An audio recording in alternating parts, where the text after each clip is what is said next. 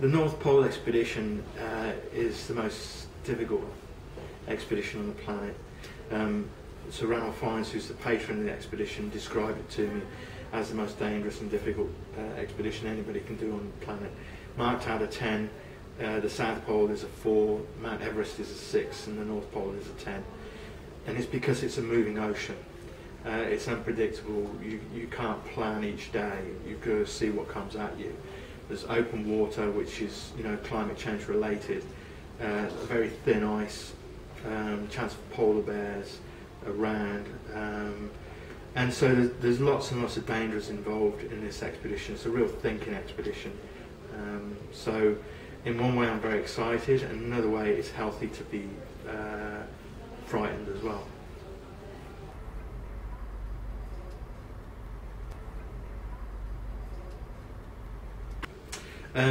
During the North Pole trek there'll be lots of open water areas. I expect to be going in the water 3 times a day, every single day. Whether that happens is another thing, because I can't sit here and tell you exactly what it's going to be. But I expect to be going in for a good percentage of the time. Having said that, I'm trying not to go in. I'm going to try and go around the open lead, because it's a lot quicker sometimes to go around these things than to actually go through it. But I'll just have to play that by ear. I carry with me an immersion suit, which is a big orange suit that I can put up over all my equipment, and then as you go in you kind of float on the water, and you can pull your sledge across, which floats as well.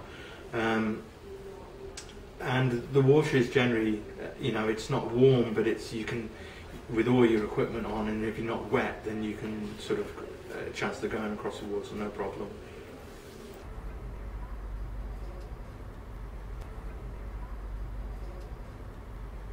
The biggest threat to completing this challenge is Mother Nature. So I've been training for the last 3 years, if you like an athlete, like a sports person. So you go in the gym and you train really hard for it, and your opponent is Mother Nature itself, and you can't work against Mother Nature. She won't allow it. You've got to work with her. So that means every day is taken as a new beginning to the expedition, every hour actually.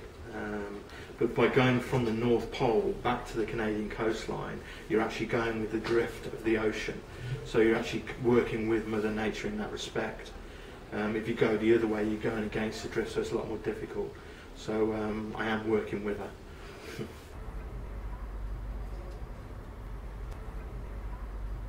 Yeah, in the north there's going to be potentially a lot of polar bears. It's not high on the list of dangers out there really. The main dangers are the cold, and then you've got open water and things like that.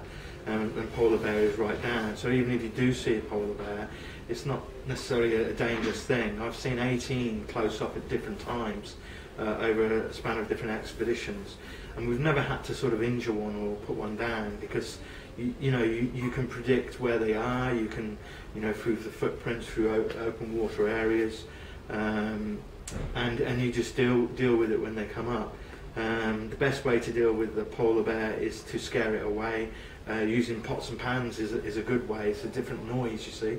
If you fire over the bear or around the bear, it sounds like the cracking of the ice sometimes, so it doesn't worry them. So there's, also shouting as well, just being obnoxious. The bear's just inquisitive. It hasn't seen a human possibly before, so it just smells the air and it looks around and it sort of moves around the tent just to see what it is. It's like any animal on the planet. You just want to see what this different thing is. But the idea is to take the photographs from a distance and then just to scare the bear away. The very, very last resort is I carry a gun with me. I understand it's their terrain, it's their area, and it's a beautiful, majestic animal. But at the end of the day, sometimes they've been known, very, very rarely, to actually attack humans. So you need to have a defence there. And luckily, I've never actually used one. So.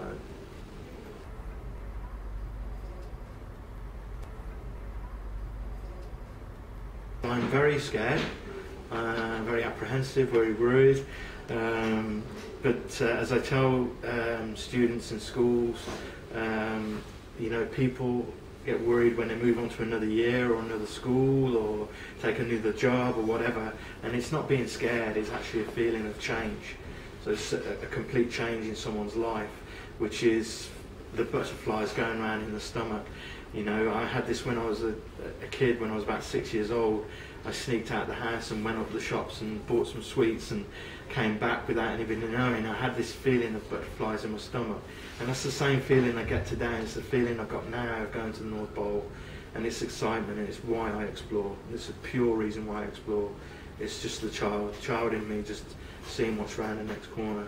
So in one way I'm scared, but in another way it's the unknown. So.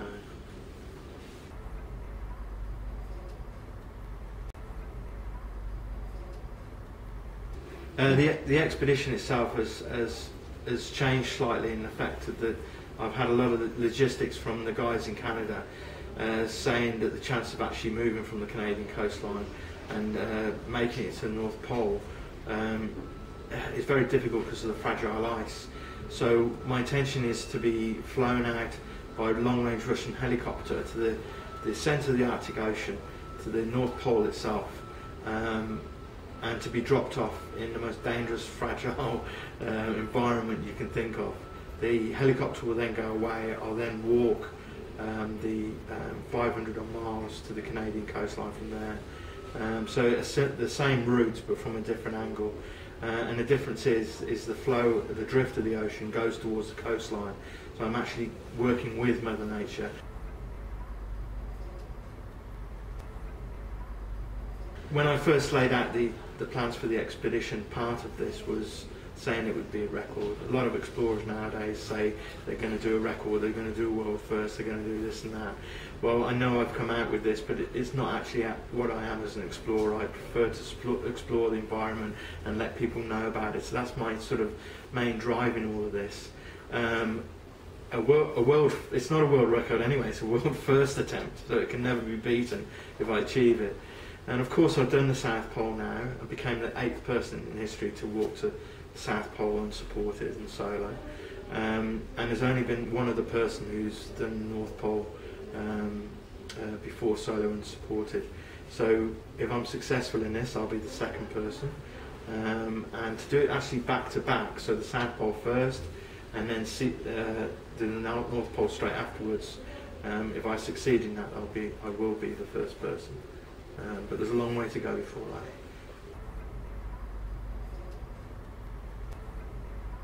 that. How people can sort of get involved with the expedition itself is by going online. First of all, following me through their own interest anyway. I do give a day-to-day voicemail blog update. I have guest bloggers coming in from education areas to environmental organisations to sponsors, supporters.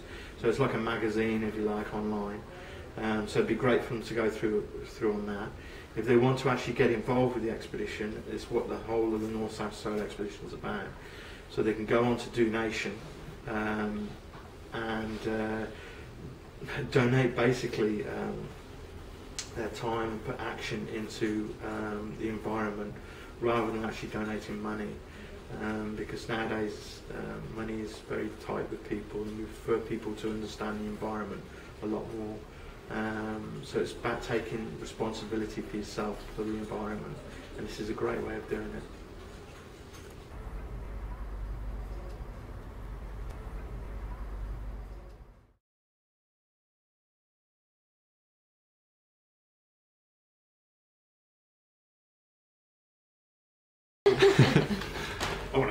We'll have a little bloopers section at the end. Yeah, you should do. Yeah. Maybe we just put that in. Yeah.